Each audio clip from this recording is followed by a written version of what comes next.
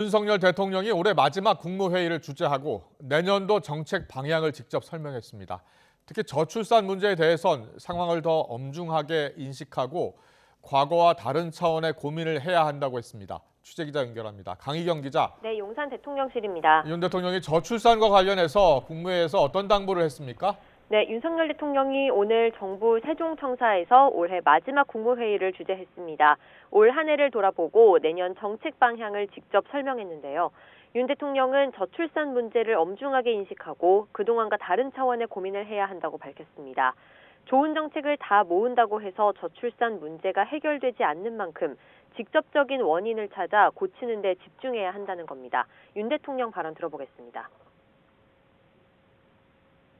많은 전문가가 지적하는 것처럼 교육을 비롯한 모든 분야에서 과도한 경쟁 시스템이 저출산의 직접적 원인이라면 이를 고치는 데 집중해야 할 것입니다.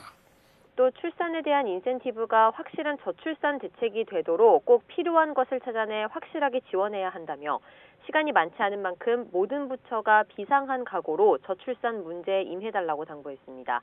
이와 함께 윤 대통령은 교육과 노동, 연금 등 3대 개혁도 우리나라의 성장 잠재력을 높이기 위해 끝까지 흔들림 없이 추진하겠다고 강조했습니다. 또 지난 10월부터 본격적으로 이어진 대통령실과 부처의 현장 방문이 2,000건을 넘었다고 소개했는데요. 현장의 목소리를 최대한 빠르게 정책에 반영하고 국민이 호소하는 불합리한 제도는 무조건 즉시 바꾸라고 지시했습니다.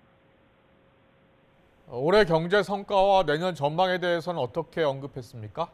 윤 대통령은 전례 없는 글로벌 복합위기 속에 많은 국민과 민관이 함께 노력해 돌파구를 찾아왔다고 밝혔습니다. 특히 지난 정부와 달리 시장경제 원칙과 건전재정 기조를 유지해 높은 고용률과 낮은 실업률을 기록하고 있다고 말했습니다. 여기에 내년에는 수출 개선으로 경기가 회복될 것으로 보인다며 내수 회복으로까지 이어지도록 하겠다고 강조했습니다. 들어보겠습니다. 정부는 수출 중심의 회복세가 민생과 직결되는 내수 회복으로 이어질 수 있도록 서비스 산업을 집중적으로 지원할 것입니다. 이와 함께 윤 대통령은 경제 대외 의존도가 세계 최고 수준인 우리나라는 국민의 경제적 자유를 확대하기 위해 외교에 매진해야 한다고 밝혔습니다. 쉴 새 없이 해외 시장을 누빈 건 순방이 곧 일자리 창출이자 민생이라는 신념 때문이라며 세계 시장 개척을 위해 뛰어준 기업인들에게도 감사하다는 말을 전했습니다. 또 국회에서 확정된 예산에서 정부 건전재정 기조의 큰 틀을 지켜냈다며 각 부처가 민생 안정을 위해 치밀하게 준비해 신속하게 예산을 집행해달라고 당부했습니다.